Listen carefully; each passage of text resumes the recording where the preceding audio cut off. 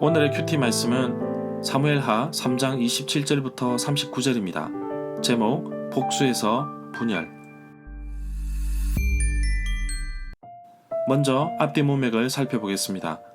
다윗이 유다 헤브론에서 왕이 된 후 군대 장관 요압과 이스보셋의 군대 장관 아브넬이 기브온 연못에서 만나서 서로 겨루게 됩니다. 이때 이스보셋 쪽에서 패하여 돌아가는 길에 요압의 동생 아사헬이 발이 빨라서 아브넬을 뒤쫓게 됩니다. 이때 아브넬은 아사헬에게 돌아가라고 하지만 자꾸 추격하자 아사헬을 죽입니다. 아마 요압은 자기 동생을 죽인 아브넬을 복수하기로 마음을 먹었던 것 같습니다. 아브넬은 사울의 후궁을 범하여 이스보셋에게 질책을 당하자 다윗에게로 사람을 보내어 평화의 조약을 맺으러 갑니다. 요압은 다른 곳에 가 있었고 다윗은 찾아온 아브넬을 잘 맞아주었고 또 잘 돌려보냈습니다. 그러나 이 사실을 알게 된 요압은 돌아가는 아브넬을 뒤쫓아 불러냅니다. 아브넬이 다윗을 찾아갈 때에는 나머지 10지파가 마음의 문을 열고 다윗에게 그 뜻을 전했지만 요압은 오히려 폭력과 복수를 함으로써 다윗이 평화로 이루고자 하는 분위기를 어지럽히고 있습니다. 요압은 다윗을 속이고 아브넬에게 복수를 합니다. 요압은 다윗의 군대 장관, 군 사령관이기 때문에 다윗도 적지 않은 불편을 드러내고 있습니다. 문단을 나눠보겠습니다. 27절부터 30절은 아브넬을 죽인 요압, 31절부터 39절은 분열의 위기를 화평의 기회로, 27절에 보면 요압이 성문으로 부른 까닭은 어둡고 주변에 사람이 없는 틈을 타서 흔적을 남기지 않으려고 했던 것 같습니다. 동생을 죽인 복수를 하기 위함이었는데 다른 시각으로 본다면 아브넬이 다윗에게 망명할 경우 요압은 자신의 직위가 위협을 당할 수 있기 때문에 사전에 제거하지 않았을까 보게 됩니다. 28절에 보면 그 후에 다윗은 요압이 아브넬을 살해했다는 소식을 들었습니다. 다윗은 넬의 아들 아브넬이 암살당하였으나 나와 내 나라는 여호와 앞에서 아무 죄가 없다고 말하고 있습니다. 다윗의 의도는 요압의 행동에 요압이 책임져야 하고 사울과 관련되어 있는 사람들의 피로 인해 자신이 세운 나라가 더럽혀지지 않기를 바라고 있는 것 같습니다.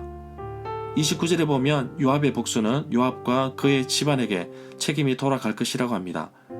앞으로 요압의 집안에는 백탁병자, 나병 환자, 지팡이를 짚고 다니는 다리를 저는 사람, 칼에 맞아 죽는 사람, 굶어 죽는 사람이 끊어지지 아니할 것이라고 다윗은 말하고 있습니다. 30절에 보면 요압과 그의 동생 아비새가 아브넬을 죽인 것은 그가 기브온 전쟁에서 자기 동생 아사헬을 죽였기 때문입니다. 아브넬은 뒤쫓아오는 아사헬에게 돌아가라고 하였지만 계속 뒤쫓아오자 결국 아사헬을 죽이게 됩니다. 어떻게 보면 아사헬이 발이 빠르다는 것에 대한 자신감을 불러온 결과이지만 복수에 복수를 낳는 결과를 가지고 왔습니다. 평화로운 방법을 통해 새로운 나라가 세워지기를 바랬던 다윗에게 찬물을 끼어 얻는 행동을 한 요압은 자신이 복수의 칼을 사용하였지만 화합의 길을 막고 분열로 이어지려는 위기를 가져오게 됩니다. 32절에 보면 아브넬을 헤브론에 장사하고 다윗 왕이 아브넬의 무덤 앞에서 소리를 높여 울었고 백성들도 함께 울었습니다. 다윗의 이러한 행동은 분열을 막기 위한 행동이었고 마음에서 우러나오는 진심이었기 때문에 백성들도 따라했고 그 마음을 이해한 것으로 봅니다. 34절부터 37절에 보면 다윗은 슬픈 노래를 지어 불렀고 아브넬의 죽음을 슬퍼하며 다시 한번 울었습니다. 음식까지 거절하며 슬퍼하였는데 온 백성들이 그것을 보고 기뻐하며 좋게 여겼습니다. 다윗 왕이 무엇을 하든지 온 백성이 마음에 좋게 받아들였습니다. 그때야 비로소 넬의 아들 아브넬이 죽은 것이 왕에서 비롯된 것이 아님을 온 백성들이 또 온 이스라엘이 깨달았습니다. 39절에 보면 다윗은 자신이 비록 기름 부음을 받은 왕이었지만 오늘은 자신이 수르의 아들들보다 내가 약해서 보다시피 그들을 제어하기 어렵다고 말하고 있습니다. 그러나 이런 악을 저지른 사람에게 여호와께서 그 죄악을 갚아주시기를 간절히 바란다고 말합니다. 다윗과 요압과의 관계는 조카 관계입니다. 다윗에게는 누나 스루야가 있었는데 그 스루야의 아들이 아비새와 요압과 아사엘 삼형제였습니다. 이 구절에서 다윗이 요압과 아비새에게 책임을 추궁하지 않는 것은 아직도 다윗의 왕권이 든든하지 못하고 있으며 또한 다윗 자신도 요압을 많이 의지하고 있기 때문으로 보고 있습니다.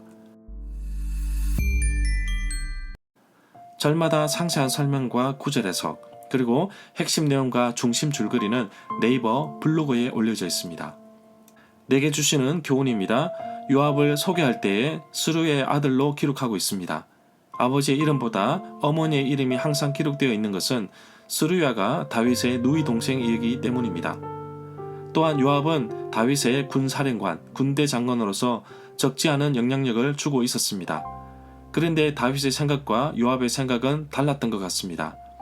하나님은 어떤 경우에도 복수를 허용하지 않으십니다. 심판은 오직 하나님만 하십니다. 우리가 살아가면서 억울한 일을 당하는 경우도 많습니다. 그럼에도 불구하고 우리가 해야 할 일은 하나님께 우리의 억울함을 말하고 복수를 이끌어내는 것이 아니라 우리가 할 일은 화해와 용서라고 생각합니다. 물론 내 뜻대로 잘 되지 않는다는 것도 알 수 있습니다. 요압처럼 복수의 칼날을 갈지 말고 하나님께 내려놓고 모든 것을 하나님께 맡기기를 원합니다. 살다 보면 억울한 일을 당하는 경우도 많습니다. 마치 쓰레기처럼 내다 버려지는 경우도 있고 청년들에게 수고의 대가를 인정하지 않고 열정페이를 요구하는 사람들도 적지 않습니다. 너무나도 억울하고 분하지만 그냥 하나님께 맡기려고 합니다. 잠언 16장 3절에 보면 너희 행사를 여호와께 맡기라 그리하면 내가 경영하는 것이 이루어지리라고 말씀하셨는데 내 스스로는 해결하지 못하니 나의 억울함을 아시는 하나님께서 해결해 주시도록 하나님께 모든 것을 맡기기를 원합니다. 잘못된 판단으로 인해 다윗의 왕국에 어려움을 주었던 요압의 행동을 보게 됩니다. 비록 힘든 일이 있을지라도 복수보다는 화평, 화친을 꿈꾸었던 다윗처럼 백성들의 마음을 얻었던 다윗처럼 오늘도 그런 삶을 꿈꾸며 살아가는 하루가 되기를 간절히 소망합니다.